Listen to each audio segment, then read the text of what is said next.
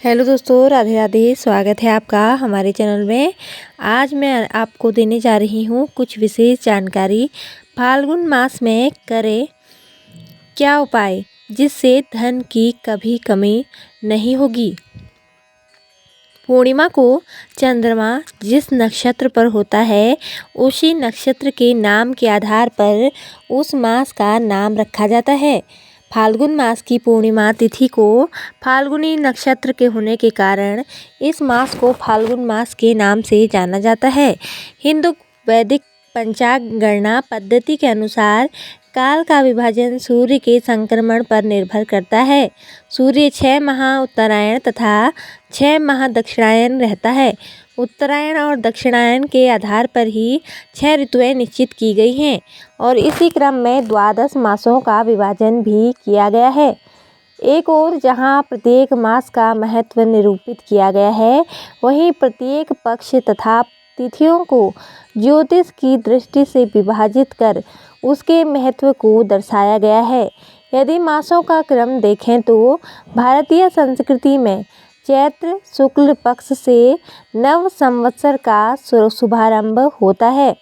चैत्र, बैसाख, जेठ, आषाढ़, श्रावण, भाद्रव, अश्विन, कार्तिक, मार्गशीर्ष, पौष, माघ और फाल्गुन आदि के क्रम में इन मासों का विश्लेषण किया गया है। प्रत्येक मास में कार्य करने का अलग अलग विधान है।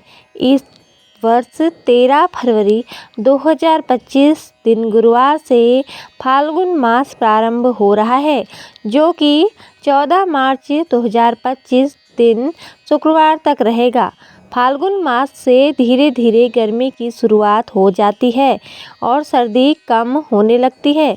तीर्थराज प्रयागराज संगम नगरी में वर्तमान में महाकुंभ चल रहा है, जिसकी पूर्णतः फाल्गुन मास के सबसे बड़े पर्व महाशिवरात्रि के दिन स्नान, दान, पूजा पाठ, हर हर गंगे के जय घोष के साथ होता है। 45 दिनों के महाकुंभ का विराट महापर्व जो पौष मास की पूर्णिमा से प्रारंभ हुआ, वह माघ मास पर्यंत हर्षोल्लास से मनाया गया।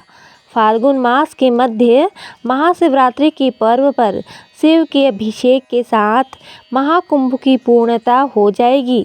इस मास में कौन से देवी देवताओं को प्रसन्न करना चाहिए और क्या हो सकते हैं शुभ उपाय।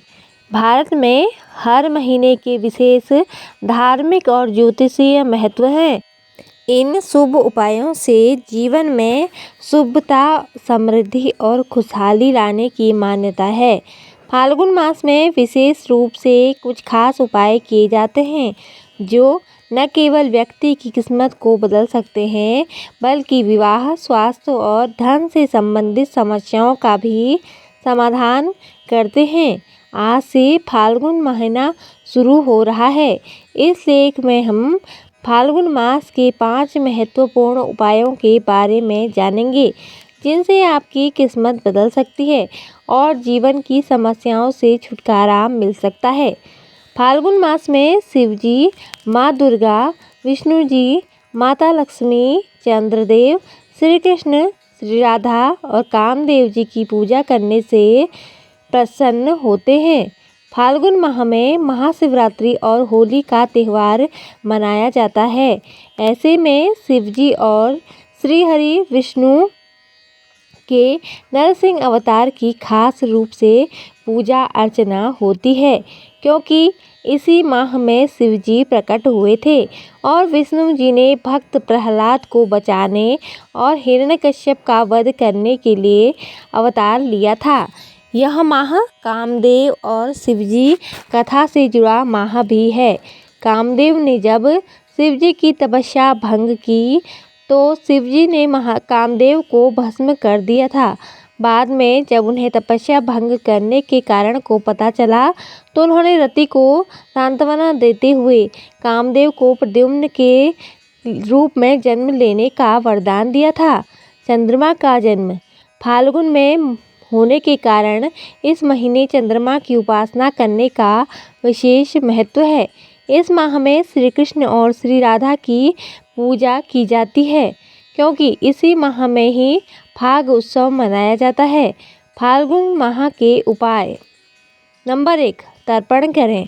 अमावस्या खासकर पितरों की मुक्ति एवं शांति के लिए तर्पण, पिंडदान और श्राद्ध कर्म करने के लिए होता है। इससे पितरों का आशीर्वाद मिलता है और धन संबंधी रुकावट समाप्त होती है। नंबर 2, यदि आप जीवन में सुख, शांति, संपत्ति और सौभाग्य चाहते हैं तो इस समस्या पर विधिवत व्रत रखने के बाद पूजा करें और पारण के समय पारण करें। इस दिन व्रत रखकर गरीबों को दान दक्षिणा दें, जिससे पितरों को शांति और मुक्ति मिलती है। नंबर 3, सूर्यदेव को अर्घ्य दें। इस नदी, कुंड, जलाशय या स्वच्छ तालाब आदि में स्नान करें। इस दिन नदी या जलाशय के पास खड़े होकर सूर्यदेव को अर्घ्य दें। नंबर 4, पीपल की पूजा करें। इस दिन संध्या के समय पीपल के पेड़ के नीचे सरसों के तेल का दीपक जलाएं। पीपल की 7 परिक्रमा करते वक्त अपने पितरों का स्मरण करें। नंबर 5, शनि पूजा। इस दिन शनिदेव की पूजा करें और उन्हें नीले फूल, काले तिल, काले साबुत उड़द, कड़वा तेल, काजल और काला कपड़ा अर्पित करें। नंबर 6, शिव पूजा। इस दिन शिव, रुद्र और अग्नि का पूजन करें। उन्हें उड़द, दही और पूरी आदि का नैवेद्य अर्पण करें। इस दिन शिव मंदिर में जाकर पंचामृत से, जिसमें गाय का कच्चा दूध मिला हो, उससे शिवजी का अभिषेक करें। नंबर 7, दीपदान। परिवार पर से संकट हटाकर समृद्धि लाने के लिए आज 5 लाल फूल और 5 तेल के दीपक जलाकर बहते पानी में सूर्यास्त के समय प्रवाहित कर दें। नंबर 8, लाल रंग का धागा। एक लाल रंग का धागा लेकर गले में पहने और फिर उसे अगले महीने की अमावस्या तक पहने रखें। फिर उसे रात के समय किसी वीराने में गड्ढा खोदकर दबा दें। नंबर 9, कागजी बादाम और काजल की डिबिया। 8 कागजी बादाम और काजल की डिबिया लेकर रात के समय उन्हें एक काले कपड़े में बांधकर अपनी पैसों की अलमारी या तिजोरी में रख दें।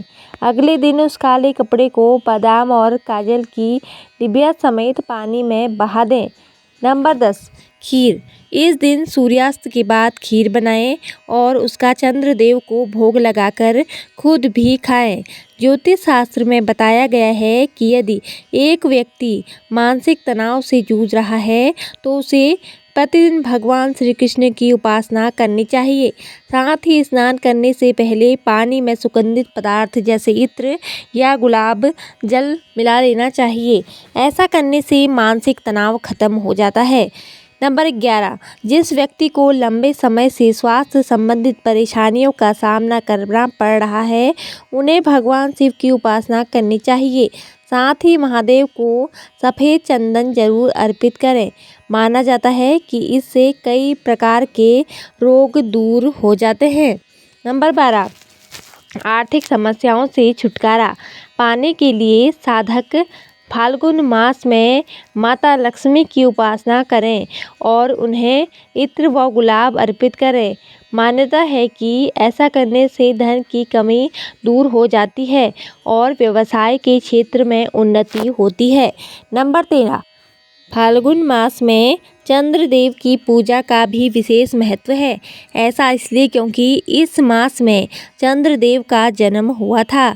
इसलिए नित दिन चंद्रमा की रोशनी में ध्यान मुद्रा में बैठकर ओम सोमाय नमः मंत्र का कम से कम 108 बार जाप करें। इससे बहुत लाभ मिलेगा। ज्योतिष शास्त्र के अनुसार अगर जन्म कुंडली में चंद्रमा 6वें, 8वें और 12वें भाव में है तो व्यक्ति का चंद्रमा कमजोर होता है। वहीं चंद्रमा नीच स्थिति में हो, चंद्रमा राहु केतु, इसके अलावा अगर चंद्रमा नीच स्थिति में हो, चंद्रमा राहु केतु पर स्थिति हो तो इसे कमजोर माना जाता है। इसके अलावा कृष्ण पक्ष की अष्टमी से शुक्ल पक्ष की सप्तमी के बीच जन्मे लोगों की कुंडली में भी चंद्रमा कमजोर दशा में होता है। चंद्रमा को मजबूत करने के लिए अपनाएं ये उपाय। धार्मिक मान्यता है कि फाल्गुन माह में सफ़ेद चीज़ों का दान शुभ माना जाता है। कहते हैं कि इस माह में सफ़ेद फूल, दही, सफ़ेद शंख, चीनी, चावल, सफ़ेद चंदन, सफ़ेद वस्त्र आदि का दान किया जाता है। फाल्गुन माह में प्रत्येक सोमवार भगवान शिव की पूजा और व्रत रखें। ज्योतिष शास्त्र के अनुसार पूर्णिमा के दिन चंद्रमा के दर्शन करने चाहिए।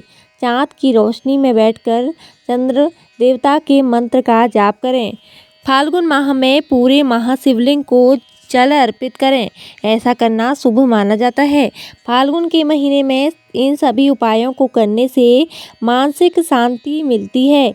इतना ही नहीं, व्यक्ति गुस्से पर काबू कर पाता है और मजबूत बनता है।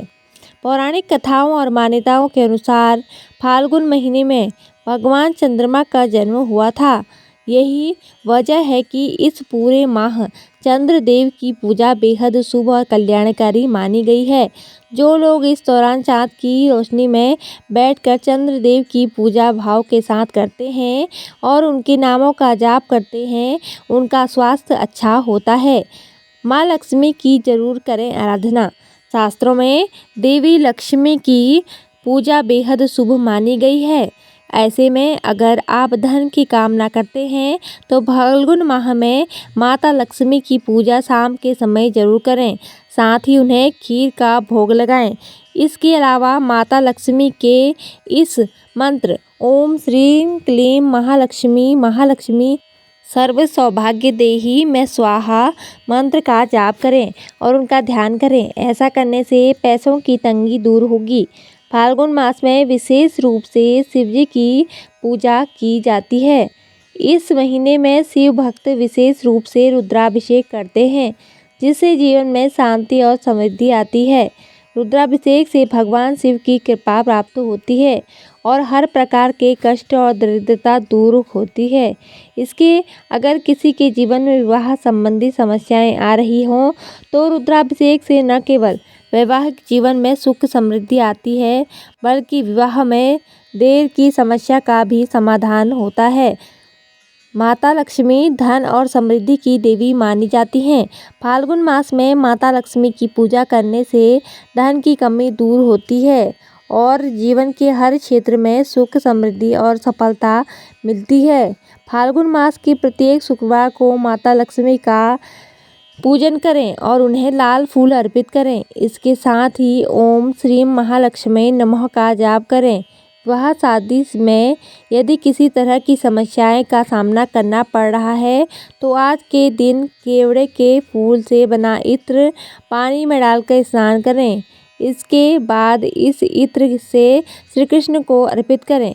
ऐसा करने से भगवान की कृपा आप पर बनी रहती है।